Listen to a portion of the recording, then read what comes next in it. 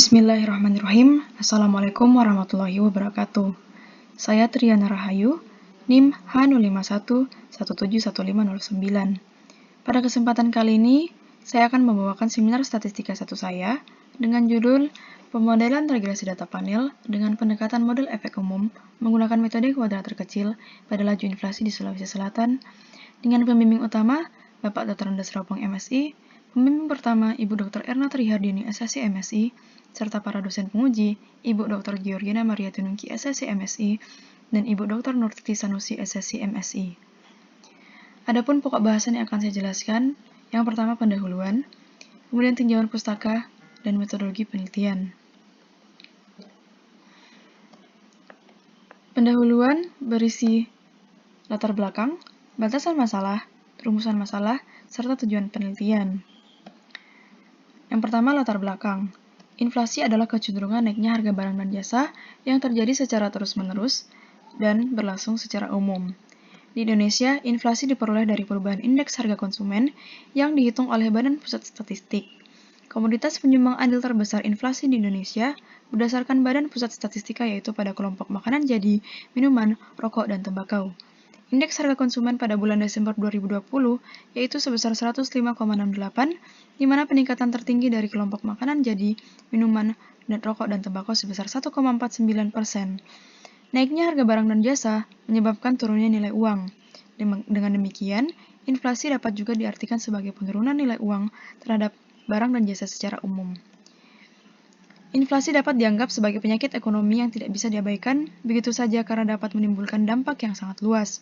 Oleh karena itu, inflasi sering menjadi target kebijakan pemerintah karena dapat menyebabkan ketidakstabilan perekonomian, pertumbuhan ekonomi yang lambat, dan semakin tingginya tingkat pengangguran. Sampai di mana buruknya masalah ini berbeda antara waktu ke waktu dan berbeda pula dari daerah ke daerah lainnya. Inflasi biasa juga digunakan sebagai tolak ukur perekonomian, baik buruknya perekonomian di suatu daerah. Salah satunya dapat dilihat melalui laju inflasi di daerah tersebut. Pada Desember 2019, Sulawesi Selatan, laju inflasi mengalami peningkatan sebesar 0,04% dengan nilai indeks harga konsumen sebesar 139,08 dari 5 kota indeks harga konsumen di Sulawesi Selatan, yaitu Bulukumba, Watampone, Makassar, Parepare, dan Palopo. Inflasi yang terjadi di Sulawesi Selatan ini disebabkan oleh naiknya harga pada 6 kelompok pengeluaran, yaitu kelompok kesehatan sebesar 0,15%, kelompok transportasi, komunikasi, dan keuangan sebesar 0,41%, kelompok makanan jadi, minuman, rokok, dan tembakau sebesar 0,14%, kelompok sandang sebesar 0,13%, kelompok perumahan air, listrik, gas, dan bahan bakar sebesar 0,08%, dan kelompok pendidikan, rekreasi, dan olahraga sebesar 0,01%. Sementara itu, kelompok pengeluaran bahan makanan mengalami deflasi sebesar 0,41%. Angka ini dikategorikan masih cukup tinggi dibandingkan dengan kota-kota besar lainnya yang berada di Indonesia berdasarkan publikasi BPS pada tahun 2019. Menurut Sukirno pada tahun 2004, ada 8 faktor yang berpengaruh terhadap laju inflasi di Indonesia, yaitu kemiskinan, pertumbuhan ekonomi, produk domestik regional bruto, indeks harga konsumen, upah minimum kota atau kabupaten, jumlah uang beredar, tingkat suku bunga, dan kurs dolar. Namun pada studi kasus laju inflasi ini tidak menyertakan faktor upah minimum kabupaten, jumlah uang beredar, tingkat suku bunga, dan kurs dolar karena bentuk data faktor tersebut berlaku secara nasional. Pada permasalahan kasus inflasi tersebut akan dianalisis menggunakan regresi data panel karena bentuk variabel bebas maupun terikat dan data silang antar wilayah atau daerah. Metode regresi data panel yakni menggabungkan data cross-section dan data time series. Menurut Agus Widarjono pada tahun 2007, metode regresi data panel mempunyai beberapa keuntungan jika dibandingkan dengan data time series atau cross-section, yaitu pada data panel yang digabungkan dengan data time series dan data cross-section, lebih baik karena dapat menghasilkan data yang lebih banyak dan menghasilkan degree of freedom yang lebih besar. Dengan menggabungkan informasi data dari time series dan cross-section, dapat mengatasi masalah yang timbul jika terdapat masalah perhitungan variabel atau omitted variable.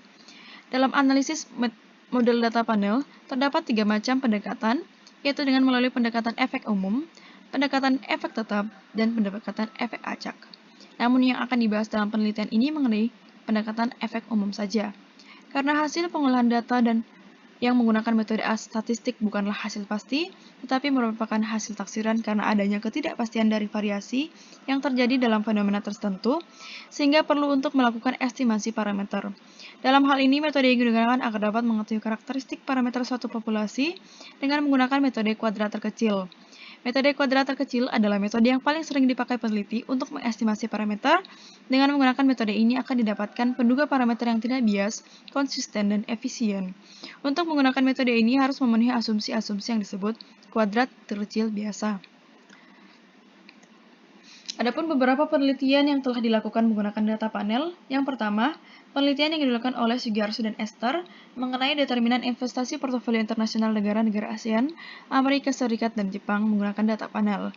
Penelitian ini mencoba mengkaji lebih jauh determinan-determinan yang menentukan aliran investasi portofolio internasional dan bagaimana investor masing-masing negara melakukan pilihan dalam International Portfolio Holding dan menggunakan Gravity Model.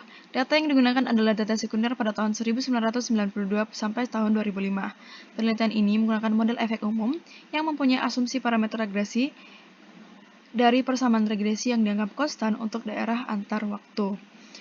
Kemudian penelitian yang dilakukan oleh Kifayati pada tahun 2011 mengenai pemilihan model terbaik pada data harga saham 4 perusahaan jasa transportasi yang go public di Bursa Efek Indonesia pada tahun 2004 sampai 2007. Analisis data ini menggunakan metode kuadrat terkecil. Hasilnya melalui analisis pemilihan model ini didapatkan bahwa model terbaik dalam memberikan data tersebut adalah model efek umum. Selanjutnya, batasan masalah.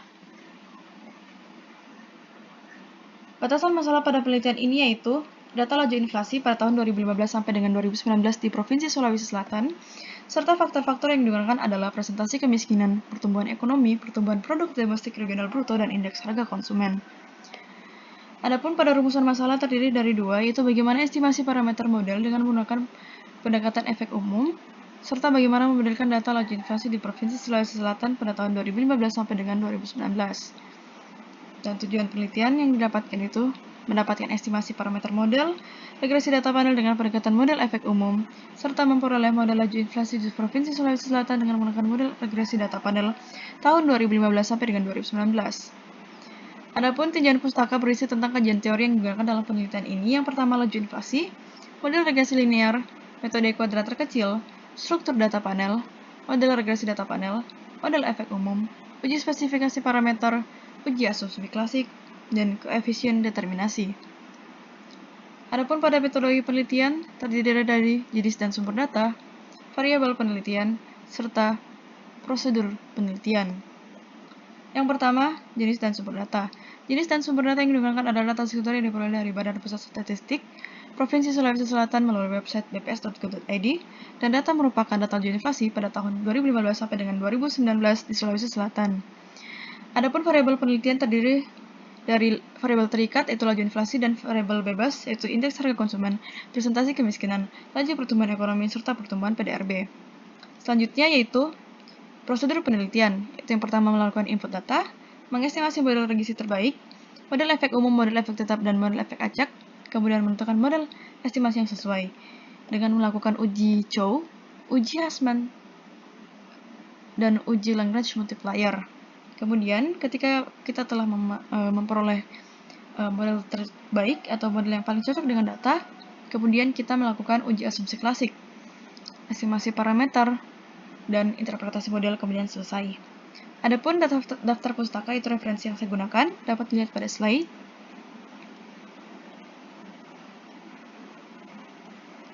Baiklah, cukup sekian yang dapat saya sampaikan.